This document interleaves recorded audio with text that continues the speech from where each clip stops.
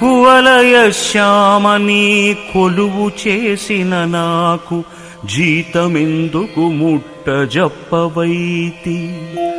మంచి మాటల చేత కొంచెమీయగలేవు